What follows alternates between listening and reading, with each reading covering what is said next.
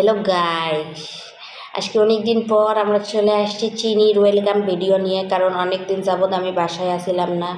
এতে আমার সাথে ভিডিও কলে জয়েন্ট হয়েছিল, কিন্তু সেটা বড় কথা না যে আমি অনেক দিন পর আইছি। সেটা হচ্ছে হেঁটে এমনি এমনি সারাটা দিন আল্লাহ খোদা কি আর কইতাম। কিন্তু বড় বিপদে পড়ছি গাইস। আমি যে নতুন বিয়া করছি, আজ বাদে কাল একটা সইল পইল হবে, গাদাগেদি হবে, এটা সাধারণ ব্যাপার। কিন্তু না, হবে না, কেউ না, তো কেউ না, শুধু তুমি। আই লাভ ইউ, এটাই বাস্তব। হা হা হা হা হা। কিন্তু গাইস, বাসে করে যাচ্ছিলাম, দুইটা বেটি কয়, আপু আপনি চিনির মা না? তোমার, খালি তোমার। তারপর কি হলো গাইস, বেড়ি দুটা গেল।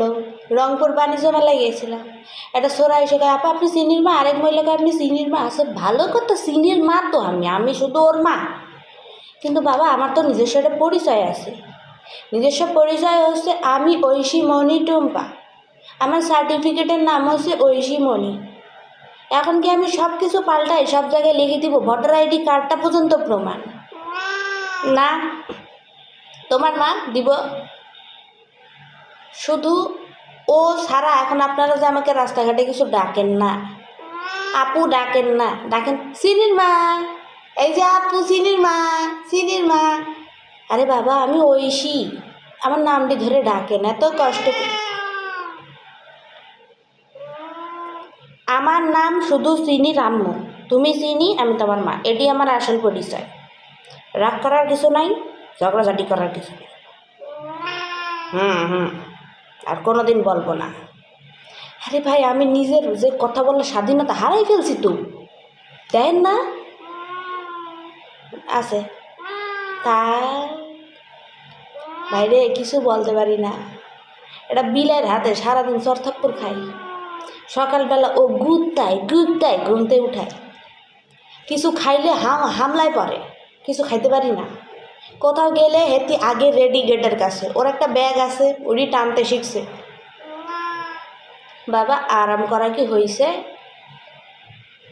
বাইরে যাবা, ঘুরতে যাবে না।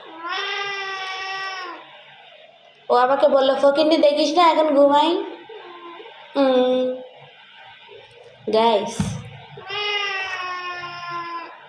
আমি একটু বলতে চাই, আপনারা দয়া করে আমার চিনি অতি ভদ্র একটা বিলাই, চিনির মতো বিলাই হয় না। হ্যাঁ, চিনি খুবই শান্তশিষ্ট ভদ্র। সে কোনোদিন কাউকে কিছু বলতে পারে না, আমাকে সবসময় আদর যত্নে রাখে, তাই না বাবা? হুম, নাড়বো না। এভাবে বেঁচে আসি আর কি, কোনো রকম।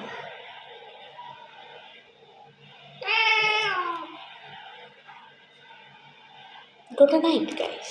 কি বলবো, কিছু বলার স্বাধীনতা আছে।